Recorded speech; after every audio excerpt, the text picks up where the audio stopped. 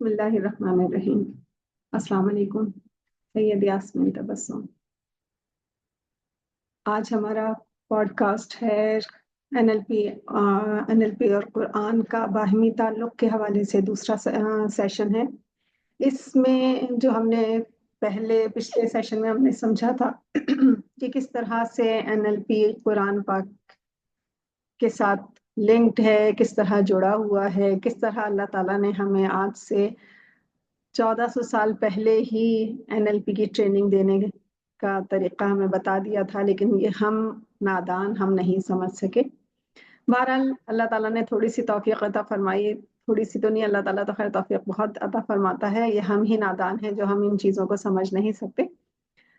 اللہ تعالیٰ نے جو قرآن میں جو کچھ بھی ہمیں زندگی گزارنے کے طریقے بتائے اور جس طریقے سے ہم اپنی زندگی میں عمل کرتے ہیں، جو سوچتے ہیں، جس طریقے سے بولتے ہیں، جس طرح سے آپس میں تعلق رکھتے ہیں، وہ تمام چیزیں ہی اصل میں اب ہم نے اس کو ایک ٹیکنیکل نام دے دیا ہے، جس کو ہم NLP کہہ دیں یا ہم جو بھی ہم اس کا نام رکھ لیں۔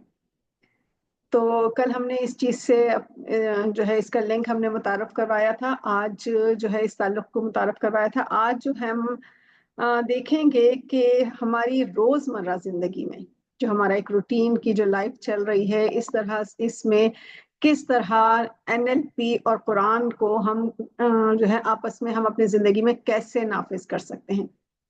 دیکھیں، جب ہم کوئی ٹریننگ لیتے ہیں تو پھر جب ہم کچھ سیکھتے ہیں تو پھر اس پر ہم پوری طرح عمل بھی کرنے کی کوشش کرتے ہیں۔ تو جب ہم نے سیکھا کہ قرآن پاک اور NLP کا آپس کا تعلق ہے، تو ہم نے NLP کی ٹریننگ بھی لینی ہے، کیونکہ ہمیں اپنی زندگی بھی گزارنی ہے اور بہت کامیابی کے ساتھ بہت اچھی گزارنی ہے، اور اس کے ساتھ ساتھ ہمیں اللہ تعالیٰ کو تو راضی کرنا ہی کرنا ہے۔ اور کتنی اچھی بات ہے کہ ہمیں ایک پیکج مل رہا ہے جس میں ہمیں NLP کی ڈگری بھی مل جائے گی، ہمیں NLP کی تمام تر جو ہے نالج بھی مل جائے گی، اور قرآن پاک بھی ہمارے سینے میں اتر جائے گا، اور نہ صرف سینے میں اتر جائے گا بلکہ ہماری زندگی کے ہر عمل میں شامل ہو جائے گا، جو ہماری زندگی کا اصل مقصد ہے۔ تو ہمیں اپنی زندگی میں قرآن پاک کو اور NLP کو کیسے نافذ کرنا ہے، کیسے اس جو ہے طریقے کو ہم لے کر چلیں کہ ہم اللہ کو بھی راضی کریں اور اپنی دنیا کو بھی سنوار کر چلیں۔ تو چلیں اسٹارٹ کرتے ہیں۔ ہم سب سے پہلے دیکھیے کہ ہم نے کہاں سیکھا تھا۔ سب سے پہلے جب NLP کے بارے میں ہم ٹریننگ دے رہے تھے تو اس وقت ہم نے کیا سیکھا تھا؟ ہم نے بہت ساری ایسی ٹیکنیک سیکھی تھی، جیسے اس وقت پہلا ذکر کروں گی میں اینکرنگ کے حوالے سے۔ اینکرنگ کا مطلب میں نے آپ کو بتایا تھا کہ کسی بھی خوشی کو حاصل کرنے کے لیے یا کسی برائی کو کسی خامی کو اپنے سے دور کرنے کے لیے، کسی اچھی بات کو اپنے قریب کرنے کے لیے ہمیں کوئی بھی ایسی عادت یا کوئی ایسا عمل یا کوئی ایسا جملہ، کوئی ایسی بات اپنے ذہن میں بٹھا لینی چاہیے، جس کو کلک کر کے، جس کو یاد کر کے ہمیں وہ خوشی حاصل ہو جائے، وہ سکون حاصل ہو جائے، اور ہم اپنی کسی بھی یاد سے یا تکلیف سے ہم دور ہو جائیں، پرسکون ہو جائیں۔ اب یہاں پر اگر ہم دیکھیں کہ ہم NLP اور قرآن کو جب ہم ایک ساتھ ملا کر چلتے ہیں تو ہمیں کیا دیکھنا ہے کہ ہمیں سب سے پہلے کوئی ایسی آیت یا اللہ کا ایسا فرمان یا اللہ کی جو ہے اللہ کے قرآن کی کوئی ایسی نصیحت، کوئی ایسا حکم، کوئی ایسی خوش آئند بات، خوشخبری اپنے ذہن میں بٹھا لینی ہے اور اس پر پختہ یقین رکھنا ہے۔ جب بھی کوئی پریشانی ہو، ہم اس آیت کو، اس بات کو، اس خوشخبری کو، اس جملے کو، اس ہدایت، اس نصیحت کو اپنے ذہن میں دہرائیں اور ہماری وہ تکلیف ہم سے دور ہو جائے۔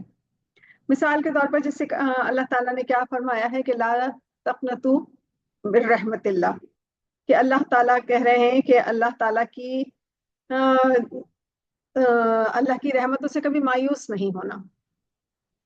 اب یہ ایک وہ آیت ہے جس سے ہمیں یقین ہوتا ہے کہ اگر ہم کہیں تکلیف میں ہیں، کسی دکھ میں ہیں، کسی پریشانی میں ہیں، تو ایک اللہ ہے جو ہر وقت ہمیں یہ سمجھا رہا ہے کہ میں رحیم ہوں، میری رحمتوں سے کبھی بھی مایوس نہیں ہونا.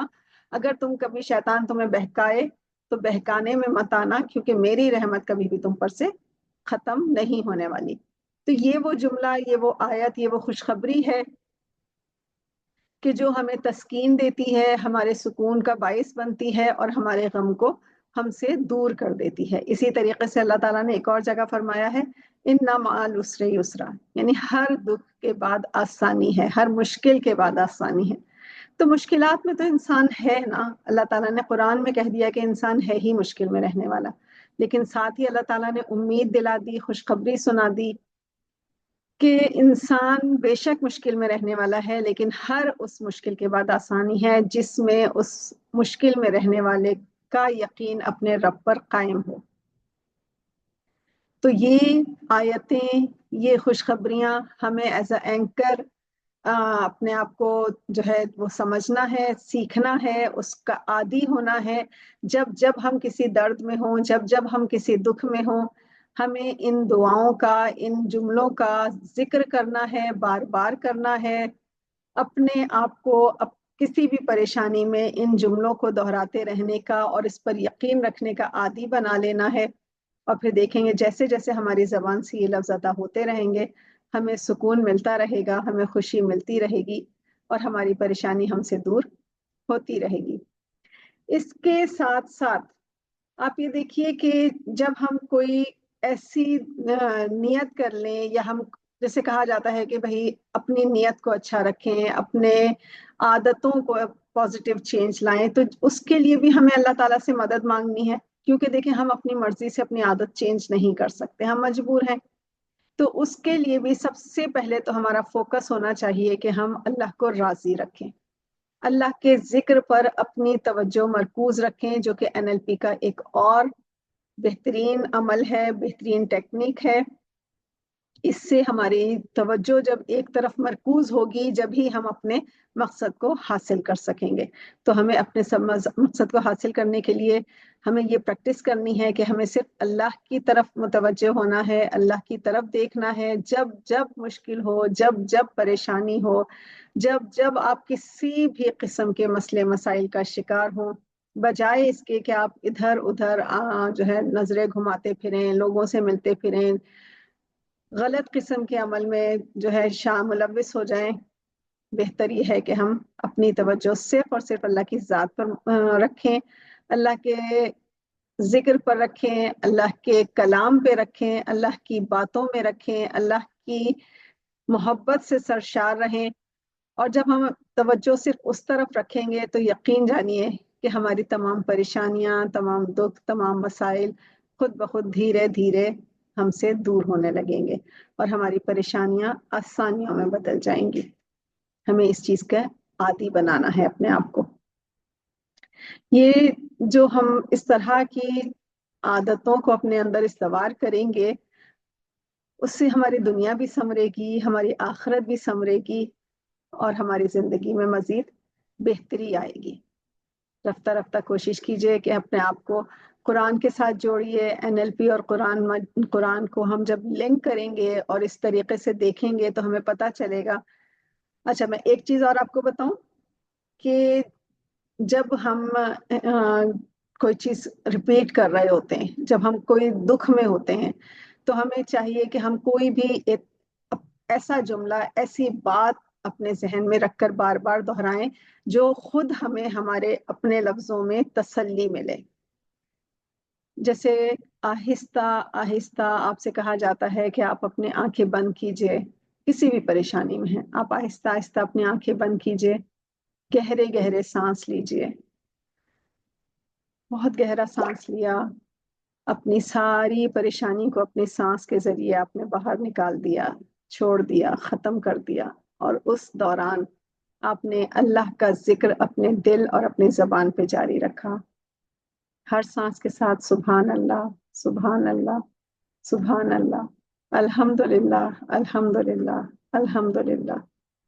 धीरे धीरे आप सांस गहरा करते जाएं, सांस खींचते जाएं, सांस बाहर छोड़ते जाएं, और सुभान अल्लाह, अल्हम्दुलिल्लाह, अल्लाह का शुक्र, अल्लाह की रहमत, अल्लाह का एहसान, ये अल्फाज अपनी जबान से आहिस्ता आहिस्ता अदा करते रहिए। आप देखेंगे 5 मिनट, 10 मिनट, 15 मिनट की इस प्रैक्टिस से एक लम्हा ऐसा आएगा कि आपके कंधे बिल्कुल हल्के हो जाएंगे, आप बहुत पुरसुकून हो जाएंगे। आपकी ये जो प्रैक्टिस है, ये आपका सेल्फ हिप्नोसिस है, ये सब आपको बहुत आराम देगा, बहुत सुकून देगा। आप मेरी बातों को सिर्फ पॉडकास्ट समझ कर मत सुने, इस पर अमल करके देखिए, प्रैक्टिस करके देखिए, फिर मुझे बताइए कि आपके अंदर कितनी पॉजिटिव चेंज आया। कोशिश कीजिए, अल्लाह से जुड़े रहिए, अपनी जिंदगी को आसान बनाइए। बहुत शुक्रिया, जज़ाकल्लाह।